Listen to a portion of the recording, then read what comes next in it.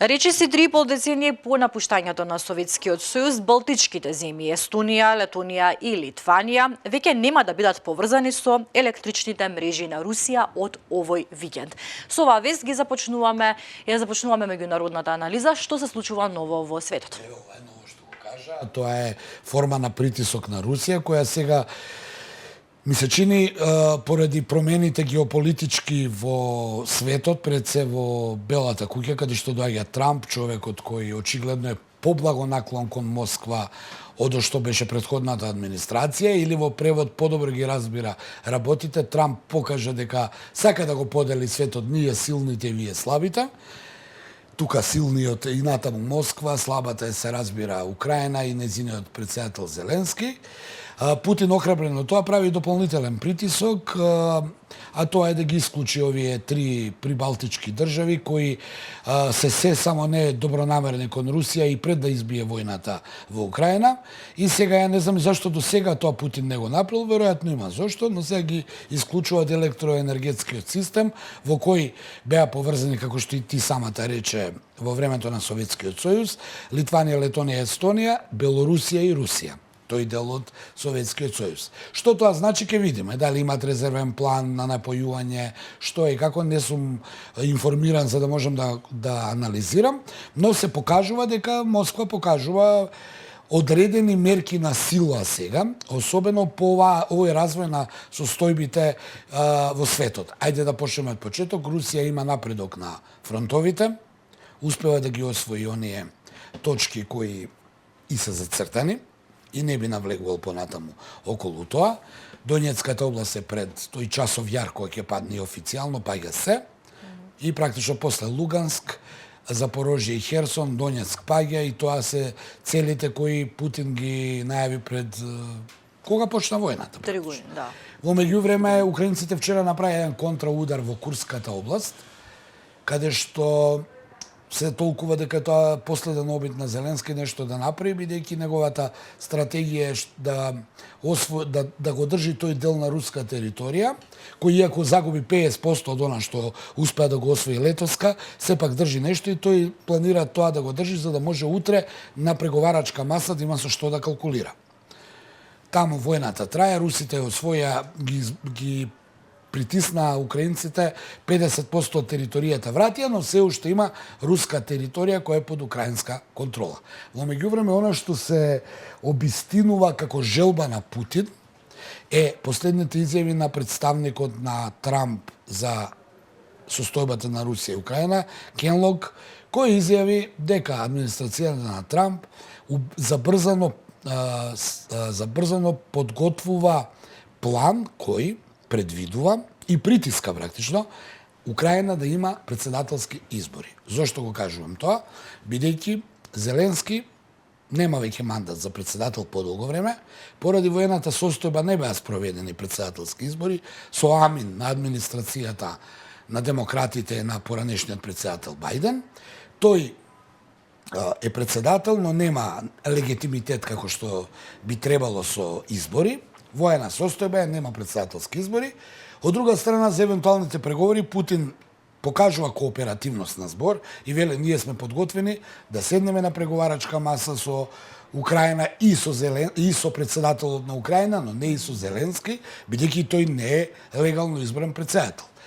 Веројатно едно од условите е тоа барем беше во изминатиот период прикажувано, и сега одеднаш од нигде никаде администрацијата на Трамп вели, Зеленски, ти ајде, мора да се спроведат избори, да видиме кој ќе биде новиот председател на Украина, за да може да се седне на преговарачка маса и да се договори некаков мир во Украина, кој 3 години веќе не може да дојде до мир. Оттаму, по овие најави или пред овие најави, не сум баш сигурен, но не е ни важно, Зеленски излегува и вели Трамп нема некаков прецизен и јасен план за запирање на војната во Украина, што само укажува дека очигледно ова што му го наложиле од Белата куќа, му го наложиле буквално бидејќи Трамп е опозиција тоа да го прави, на Зеленски не му се допаѓа. Дали ќе се кандидира на председателски избори? Дали нема да се кандидира, јас сега во овој момент нема информации, но планот е еден од Трамповите планови за мир во Украина и нови председателски избори во Украина, кои би требало според најавите да бидат негде околу април. Ќе видиме дали сето тоа ќе биде направено. Од друга страна, Москва глуми барем за сега, а може би не глуми, ќе видиме, кооперативност и вели, види, ние сакаме да седнеме на преговарачка маса, но Зеленски одбива. И тоа е вистина, бидејќи Зеленски со амин на претходната администрација велеше мир со Русија не може да има додека Путин и челниците во Кремљ не бидат сменати. Тој во тоа време имаше сила да бара да се смени раководството во Москва па да преговара, а сега се свртеа работиве. Сега Путин вика, окей, ќе разговараме, ама со кого, овој не е легитимно избран председател. Така да полека, но сигурно големите покажуваат дека се големи, а помалите секогаш на крај излегуваат жртви, што се виде и во оваа состојба со Украина, која се уште не е јасна, и со онаа состојба на Блискиот исток и појасот Газа и Израел, каде што работите се јасни и каде што Трамп не крие каква подршка му дава на Нетањаху, па по цена и тој да е на раб на геноцид. А зашто го велам ова? Бидејќи Вашингтон, односно Соединетите Американски држави, од утринава забранија влез на сите функционери на Меѓународниот кривичен суд. Тој е оној Меѓународен кривичен суд кој подигна обвинение против Нетањаху и кој им наложи на земите подписнички на овој суд да го уапсат Нетањаху доколку дојде на нивна територија под образложение дека направил геноцид во Газа. Сега, САД вели забрана за овие функционери, суспендирање на соработка поради нивниот некоректен однос кон Израел. И сега тука ми се чини дека понатаму не би требало ништо да анализирам, освен да кажам дека се покажува дека Трамповата администрација нема обзири многу за тоа дали треба да има меѓународно право, дали треба да бидеме исти, дали не сме исти. Едноставно, чим вие, израелскиот премиер, сакате да го уапсите, со вас веќе не соработувам, па по цена и тој израелски премиер да е виновен за тие обвинувања или барем да докаже дека не е виновен. Од друга страна, за некои други политичари во светот такво нешто не сме виделе, нели? Особено не и за овие балкански, да кажам, земји, не би посочувал за кои политичари мислам, но и за светските политичари, каде што ако некој е израелскиот премиер не важи тоа, а за некој друг би важал. Да, очигледно е дека Трамп изненадува со сите негови реакции, категоричен е, народски ќе се изразам, сеча со одредени одлуки, кои што на вистина се на некој начин невидени досега во историјата. Па невидени се, но тој први, знаеш, ова делува дека неговите соработници во администрацијата цела која ја постави, има малку проблем да ги санираат неговите брзоплети изјави и размислувања кои излегуваат во јавност и одекнуваат како бомба, бидејќи ќе потсетам, тој е председател на САД, на најмокината држава во свет. Па, еве, освен она за раѓањето на децата, каде што е суспендирано, нели имаше такво нешто, сега и оваа администрацијата на која им даде, која им наложи на луѓе, не знам колку таму, од администрацијата, од претходната администрација, од федералните служби, да си одат со отпремнина, сега е суспендирана и блокирана и успорена, ај не мора сега. Вчера беше главна вест, денеска веќе не е. Да. Ајде ќе пролонгираме. Како што и со царините, како што и се. Ми се чуди дека Трамп малку, или му е тоа тактика, брзоплето излегува, па подоцна може да преговара или да ги принуди тие на кои им се насочил за одредени мерки. Канада и Мексико нели има закана за царини. Сега е тоа продолжено на 30 дена и Трамп вели мојата изјава го успеа да ги натера овие две држави подобро да се заложат за сузбивање на миграцијата и дрогата која од нивните држави влегува во Соединетите Американски држави. Тоа не е случај со Кина. Со Кина се у трговска војна од 2018 година. И не е случај со Европска унија. Па со Европска унија ќе видиме сега, немаме уште и тука има некаква форма на притисок, но проблемот кај Европската унија е што не е обединета. Европски Брисел, администрацијата во Брисел е едно, а земјите членки и нивните раководства некако работат друго, така да тоа не би навлегувало у таа анализа, бидејќи многу работи таму, има една голема бирократија која многу тешко се се придвижува и веројатно ќе мора да ја менуваат Европската унија некаков пристап, бидејќи вака Урсула фон дер Лајен, председателката на Европската комисија, зборува едно, Макрон зборува друго, Шол зборува трето и некако која е обединетоста. У Канада се знае кој е, во Кина се знае кој е, во Мексико впрочем се знае кој е, во случајот со царините, но овдека не би го коментирал бидејќи и не знам до каде може да се оди и што може да се прави. Едно е сигурно, администрацијата на Трамп има многу работа, тоа сме го зборувале. Светот мора да се врати во некаков винкл, што велат. И сега по чии калап ќе биде, веројатно по неговите желби. Тој веќе ги произјавува, но нели оно што е важно е да Израел и појасот Газа бидат мирни, Украина да биде мирна.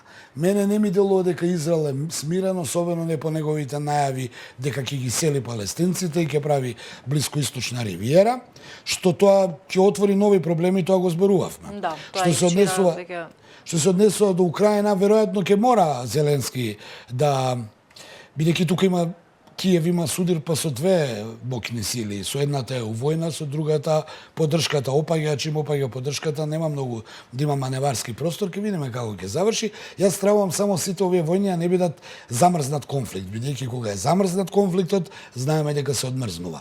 И третата точка која нас не интересира е Балканот.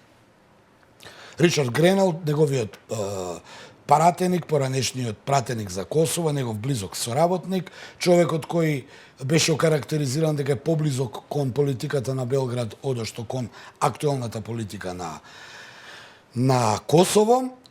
Гледам дека нашиот северен сосед многу благонаклонно гледа кон Гренел. Гренел исто и на Курти му дава некои барања кои претходната администрација на САД не ја даваше. Косово во недела излегува на парламентарни избори, ќе видиме кој ќе биде реизбран, кој ќе биде избран, дали тоа ќе биде Курти. Да, дали ќе имаме реизбор или ќе имаме избор? Ќе видиме. Курти има најмилитантна до сега политика од сите овие кандидати. Јас спомнав дека и Рамуш Харадинај, поранешниот премиер и поранешниот командант на ОВК, обвинет за војни злосторства и така натаму, е кандидат за премиер, но тој е па многу со поумерена политика од Курти, за кој очекувавме сите дека е едини политичар кој не произлегол од униформата на ОВК, а сепак има најекстремна политика кон србите и Србија. Така да ќе видиме кој е притисокот на Трамп. Ако биде реизбран Курти, каков притисок има?